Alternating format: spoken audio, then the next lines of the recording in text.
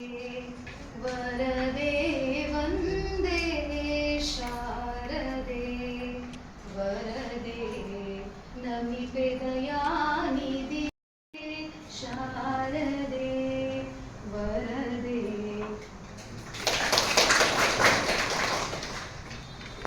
ಅವರಿಗೆ ಹಂಚಿಕೊಳ್ಳಲಿದ್ದೇನೆ. ಕಾಲಕಾಲಕ್ಕೆ ಪರೀಕ್ಷೆಯಲ್ಲಿ ಮತ್ತು ಸಿಲೆಬಸ್ನಲ್ಲಿ ಬಹಳಷ್ಟು ಬದಲಾವಣೆ ಆಗ್ತಾನೆ ಇದೆ. ಫಸ್ಟ್ಗೆ 2014ನಲ್ಲಿ ಸಿಲೆಬಸ್ ಚೇಂಜ್ ಆಯಿತು. ಚೇಂಜ್ ಆದಾಗ ಸೆಕೆಂಡ್ ಪಿ ಯು ಸಿನಲ್ಲಿ ಇರ್ತಕ್ಕಂಥ ಚಾಪ್ಟರ್ಸ್ ಫಸ್ಟ್ ಪಿ ಯು ಸಿಗೆ ಬಂತು. ನಂತರ ಸೆಕೆಂಡ್ ಪಿ ಯು ಸಿಗೆ ನ್ಯೂ ಚಾಪ್ಟರ್ಸ್. ನಮ್ಮಲ್ಲೆಲ್ಲ ಏನಪ್ಪ ಅಂತಂದರೆ ಕೊಂಡೂರು ಸರ್ ಪ್ರತಿ ಸಲ ಬಂದಾಗ ಒಂದು ಹೊಸದು ಏನಾದರೂ ಕಾನ್ಸೆಪ್ಟ್ ಬಂದಿರ್ತಾರೆ. ಲಾಸ್ಟ್ ಇಯರ್ ಮಕ್ಕಳಿಗೆ ನೀವು ಹೇಳ್ಬಿಡ್ರಿ, ನಿಮ್ಗೆ ಯಾವ್ದು ಟಫ್ ಆಗುತ್ತೆ ಅಂತ ಕೇಳಿದ್ರೆ ಯಾರು ಹೇಳಂಗಿಲ್ಲ. ನಿಮ್ಗೆ ಏನು ಅನಿಸಿದೆ ಅನ್ನೋದು ಒಂದು ಚೀಟಿಯಲ್ಲಿ ಬರೆದು ನನ್ನ ಟೇಬಲ್ ಮೇಲೆ ಇಟ್ಟು ಹೋಗಿ ಅಂತ ಹೇಳಿದ್ದನ್ನು ಲಾಸ್ಟ್ ಇಯರ್ ನಾವು ಕೇಳಿದ್ವಿ.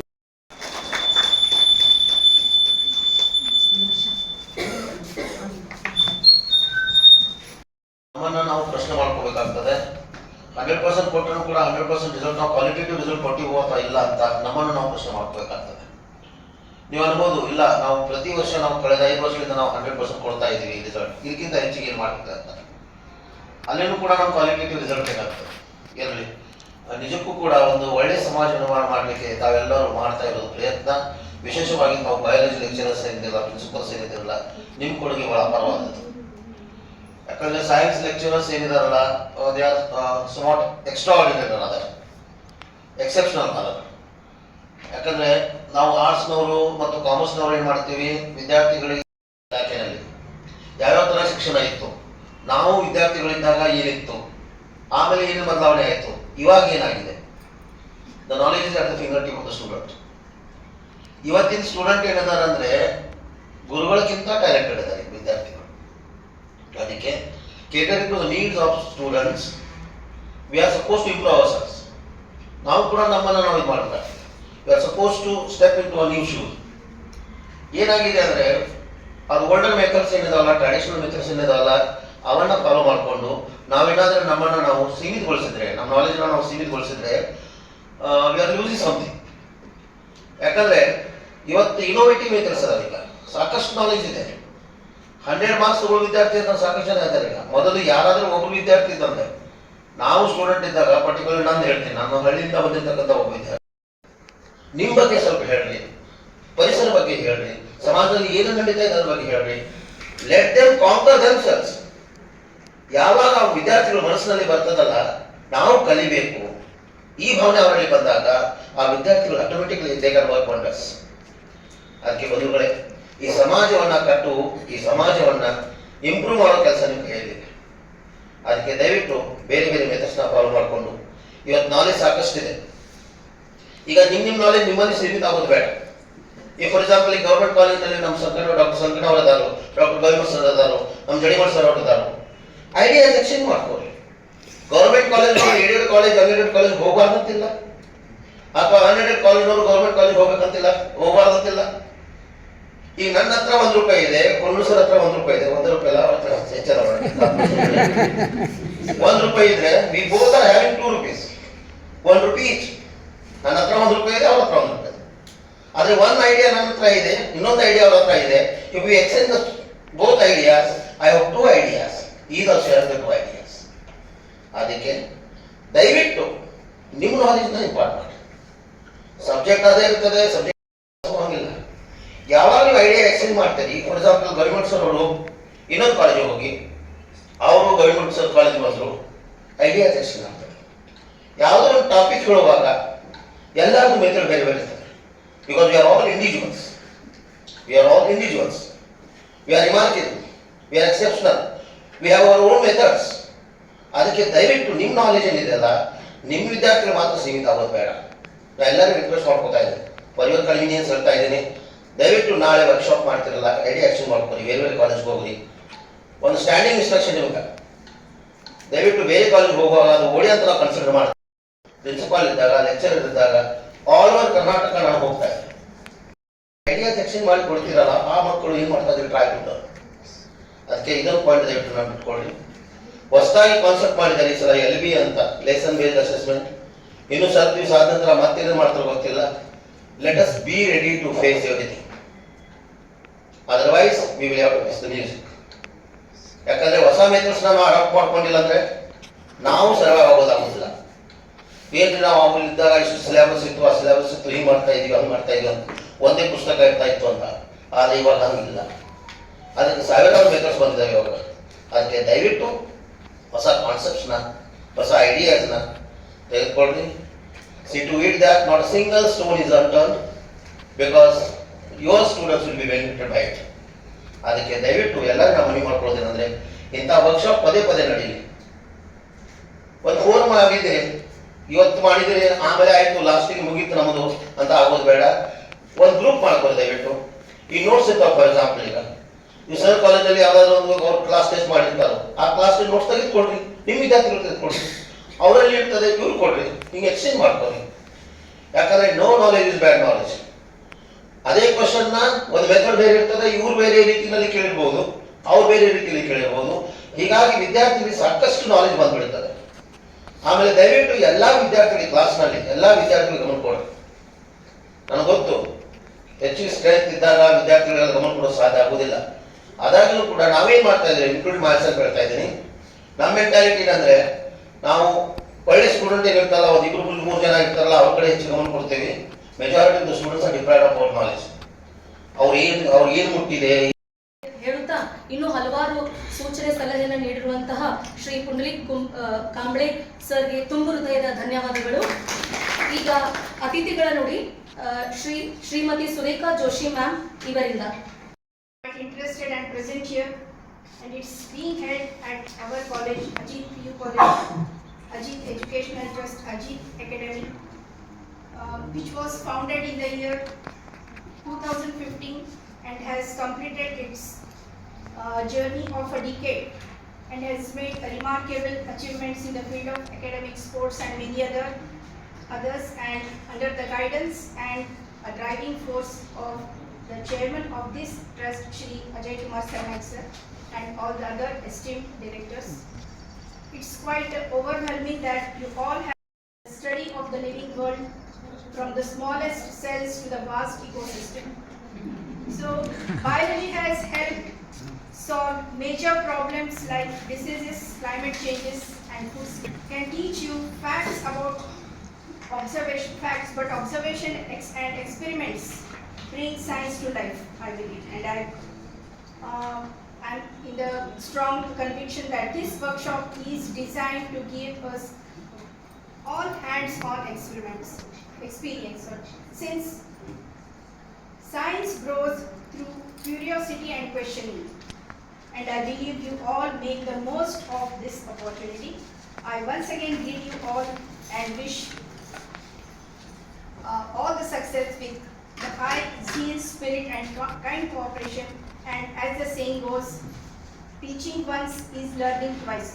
So I wish you all the best and utmost success in your field.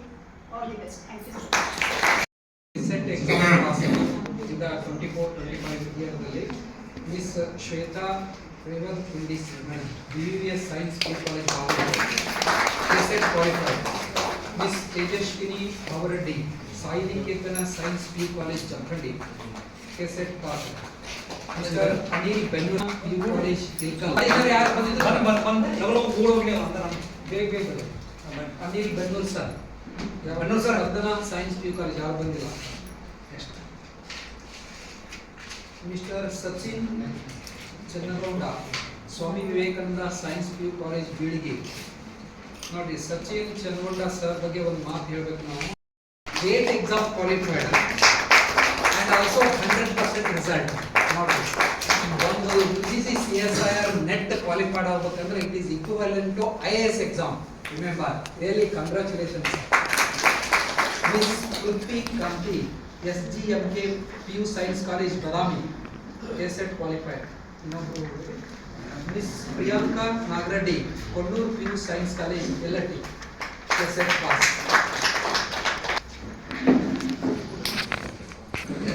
ವೇದಿಕೆ ಮೇಲೆ ಇರತಕ್ಕಂತ ಎಲ್ಲ ಗಣ್ಯರು, ಎಲ್ಲ ಉಪನ್ಯಾಸಕರಿಗೆ ಗೌರವ ಸನ್ಮಾನವನ್ನ ಮಾಡಬೇಕಂತ ವಿನಂತಿಸ್ತಾ ಇದ್ದೀನಿ.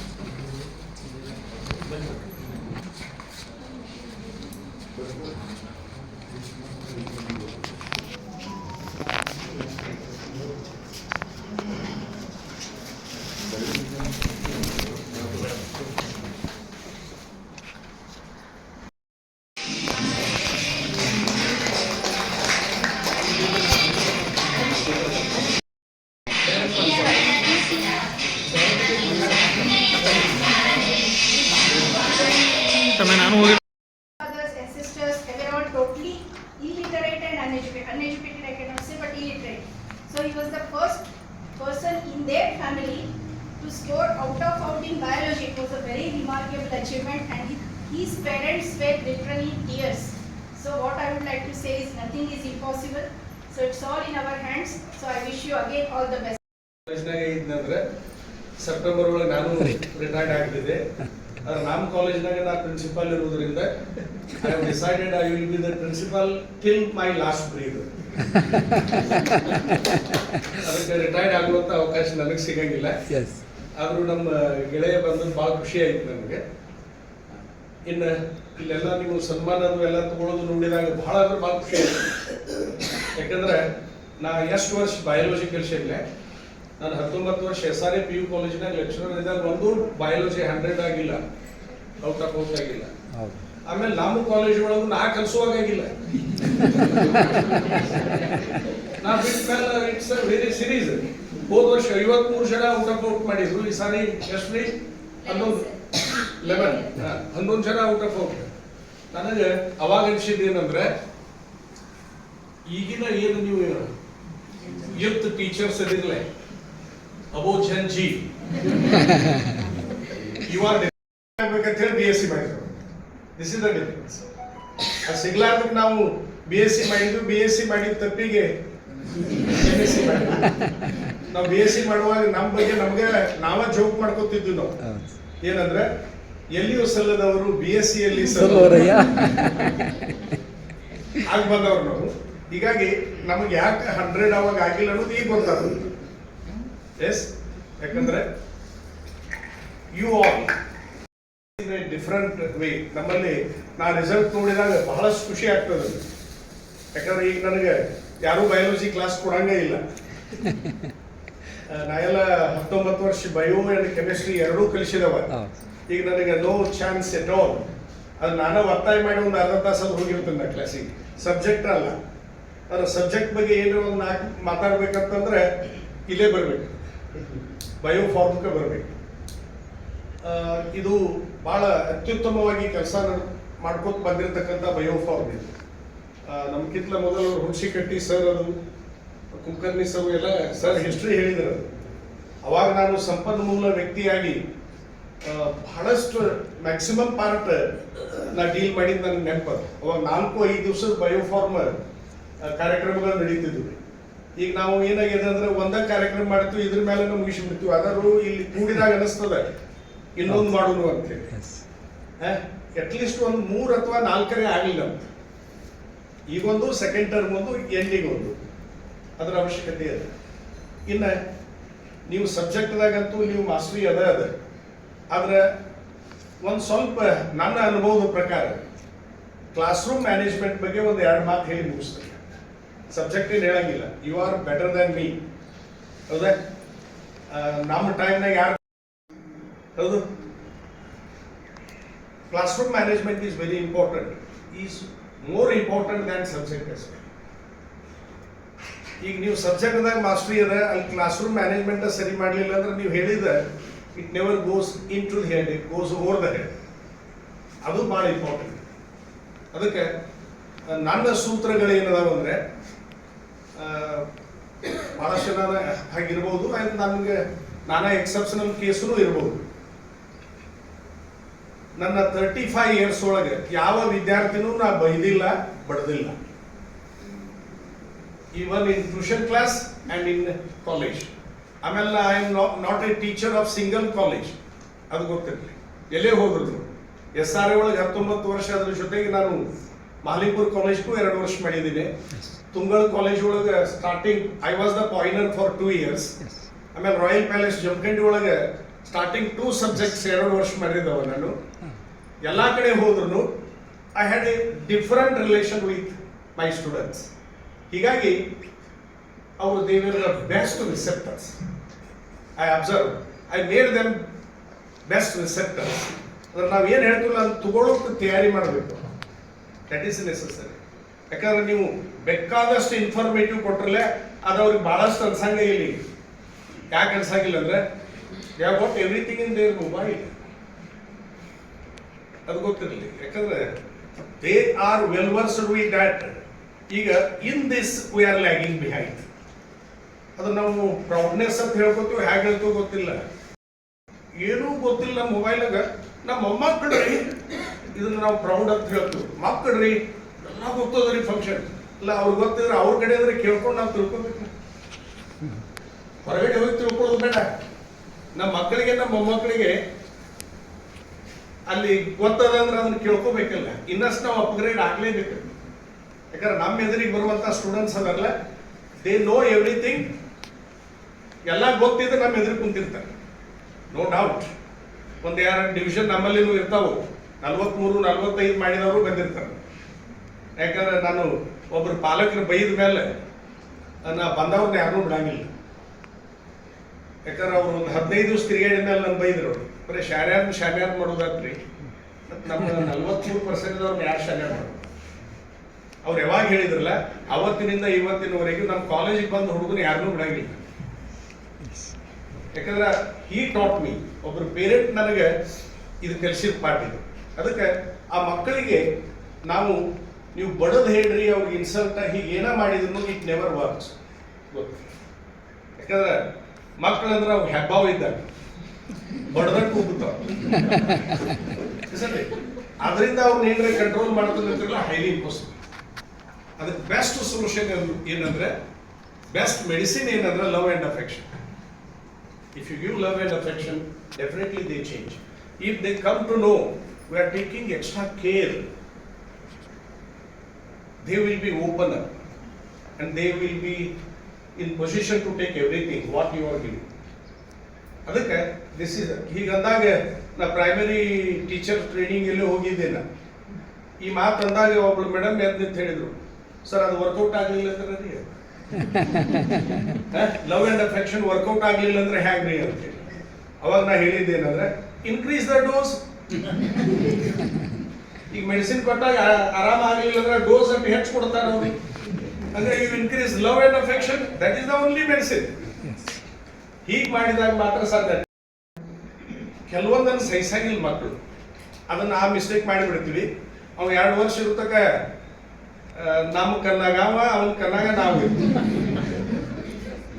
ಇಸಂಡೆ ಅದು ಆಗ್ಲಾರ್ದಾಗ ನೋಡ್ಕೋಬೇಕು. ಇಸಂಡೆ ಯಾಕಂದ್ರೆ ಹೌದು ಈಸ್ ಅ ಮಿಶ್ಯೂವಸ್. ಹೌದು ಮಿಶ್ಯೂವಸ್ ಅದಾನ ಅಂತೇಳಿ ನಮ್ಮ ಕಾಲೇಜಿಗೆ ಕಳಿಸ್ಯಾರ ಅವ್ರನ್ನ.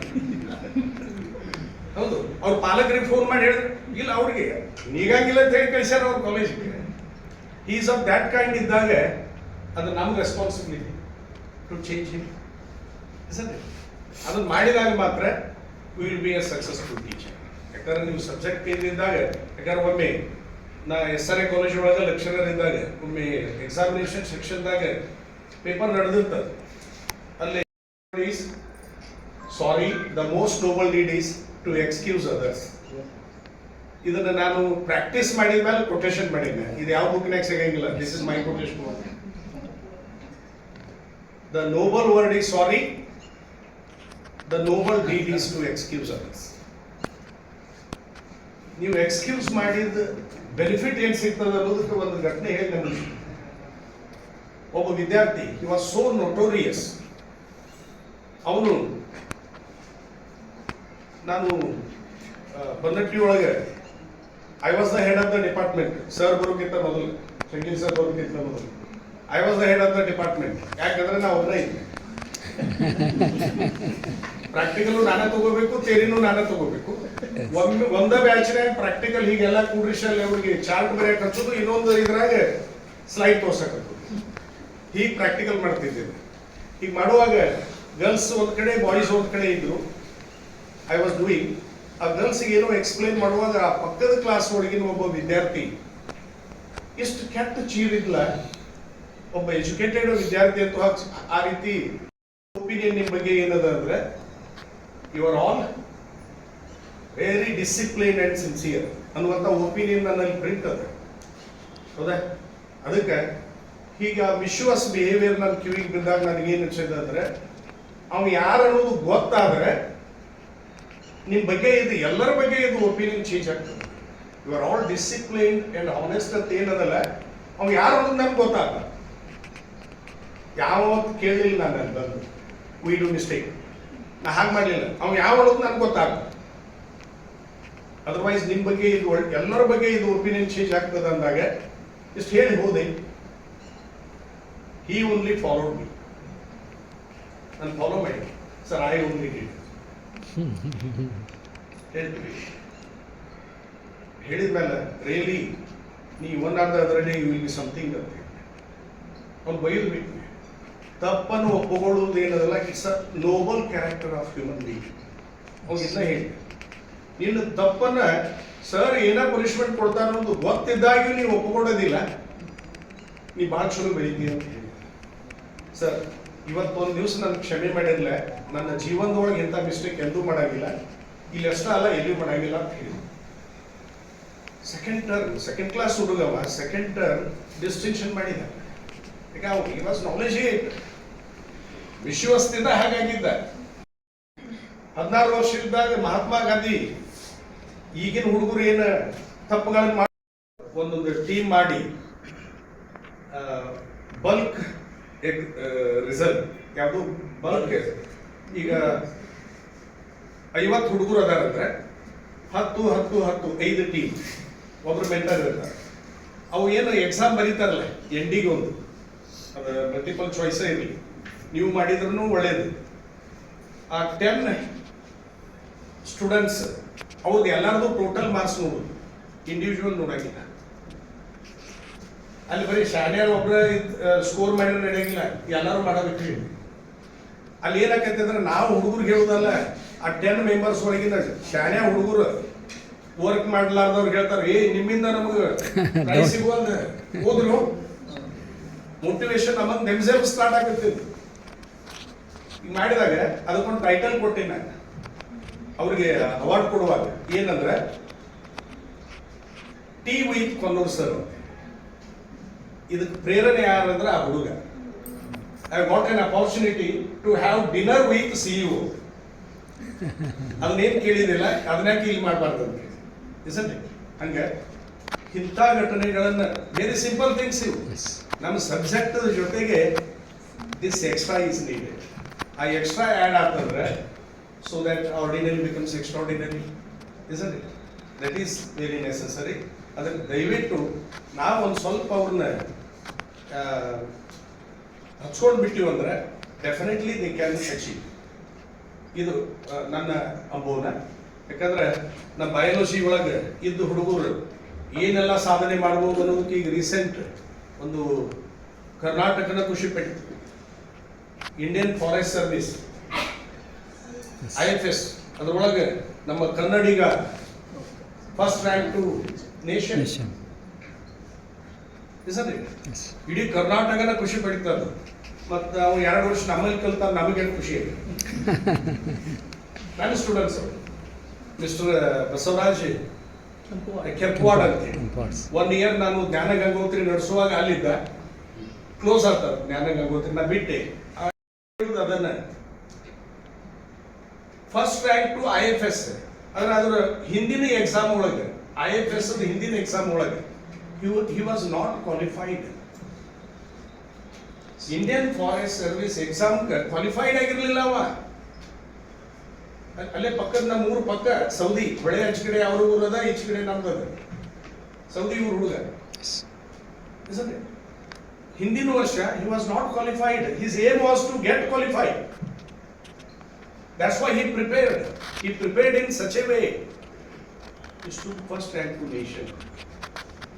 ಅಂದ್ರೆ ನಾವೊಮ್ಮೆ ನಮ್ಮನ್ನು ನಾವು ಅಂಡರ್ ಎಸ್ಟಿಮೇಟ್ ಮಾಡ್ಕೊಂಡು ಹಿಂದುಳಿದಿರ್ತಾರಲ್ಲ ವಿದ್ಯಾರ್ಥಿಗಳಿಗೆ. It's a study material. Is a study material. ಸೆಪ್ಟೆಂಬರ್ದಾಗ ಬರಾಕೈತಿ ನನಗೆ. Is very busy and a ದೊಡ್ಡ officer. Isn't it? Is coming. ಇನ್ನೊಬ್ಬ ವಿದ್ಯಾರ್ಥಿ ಇಲ್ಲೇ ಲೋಕಾಪುರದವ ಬಗಲಿ ಅಂತೇಳಿ. ಬಗಲಿ ಸರ್ ಹೌದು ಸರ್, ನಮ್ಮ ಕಾಲೇಜಿನಾಗ 100 14 ಅವನ ರ್ಯಾಂಕಿಂಗ್ ಇಬ್ರು ಸ್ಟೂಡೆಂಟ್ಸ್ ಅಂದ್ರೆ ಅವೇನ ಅಷ್ಟು ಎಕ್ಸ್ಟ್ರಾರ್ಡಿನರಿ ಇಲ್ಲ. 93, 95 ರೇಂಜ್ ಇದಾವ. ಆದ್ರೆ IFS ಫಸ್ಟ್ ರ್ಯಾಂಕ್ ಬರ್ಲಿಕ್ಕೆ ಸಾಧ್ಯ ಅಂದ್ರೆ ಅವರ ಸ್ಟೂಡೆಂಟ್ಸ್ಗೆ ಇಂಥ ನಮ್ಮ ಓಲ್ಡ್ ಸ್ಟೂಡೆಂಟ್ಸ್ಗಳದ್ದು, ಯಾಕಂದ್ರೆ ನಮ್ಮ ಎಲ್ಲಾ ಕಾಲೇಜ್ನಾಗೂ ಇಂಥವ್ರು ಅದಾರ. ಅವ್ರ ಎಕ್ಸಾಂಪಲ್ ಅನ್ನ ನೀವು ಹೇಳಿದ್ರಿ ಅಂದ್ರೆ ದೇ ವಿಲ್ ಬಿ ಪ್ಲೀಸ್ಡ್. ನಾವು ಯಾಕೆ ಮಾಡ್ತೀವಿ ಅನ್ನೋದು ಒಂದು ಮೋಟಿವೇಶನ್ ಬರ್ತದೆ. ನಿಮ್ಮ ಕ್ಲಾಸ್ ರೂಮ್ ಏನದಲ್ಲ, it will be very systemic. ಯಾವಾಗ ಕ್ಲಾಸ್ ರೂಮ್ ಚೆನ್ನಾಗಿ ಕೂಡಿರ್ತದಲ್ಲ, ನಮ್ಮ ಮಾತುಗಳು ಏನದಲ್ಲ ಇನ್ನೂ ಇಫೆಕ್ಟಿವ್ ಆಗ್ತದೆ.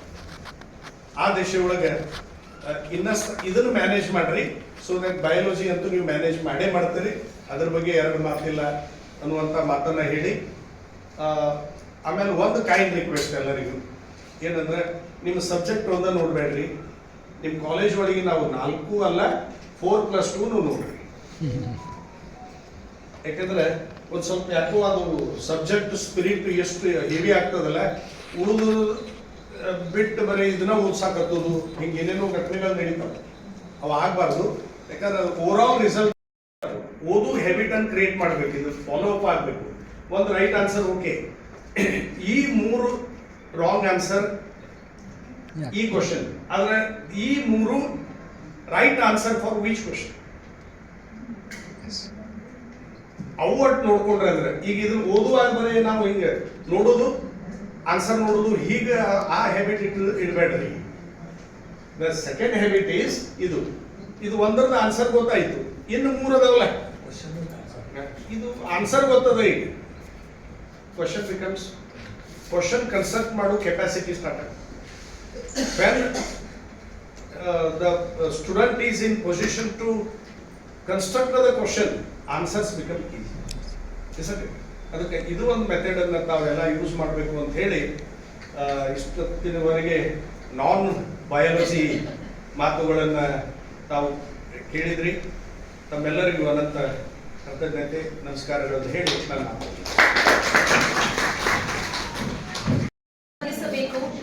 ಎಂದು ನಮ್ಮೆಲ್ಲರಲ್ಲಿ ಪ್ರೋತ್ಸಾಹ ನೀಡಿರುವಂತಹ, ಅದೇ ರೀತಿಯಾಗಿ ಒಂದು ಮಾತು ನನಗೂ ಚಲೋ ಅನಿಸ್ತು ಸರ್ ಹೇಳಿರುವಂಥದ್ದು, say sorry and forgive others. ಈ ಮಾತು ನಿಜಕ್ಕೂ 100ಕ್ಕೆ 100 ಸತ್ಯ. ನಾವೆಲ್ಲರೂ ಪಾಲಿಸ್ತೀವಿ ಅಂತ ಹೇಳ್ತೀವಿ ಸರ್. ಸೊ ಶ್ರೀ ಬಸವರಾಜ್ ಕೊಲ್ಲೂರ್ ಗೌರವಾಧ್ಯಕ್ಷರು, ಇವರಿಗೆ ತುಂಬ ಹೃದಯದ ಧನ್ಯವಾದಗಳು. ಕೊನೆಯದಾಗಿ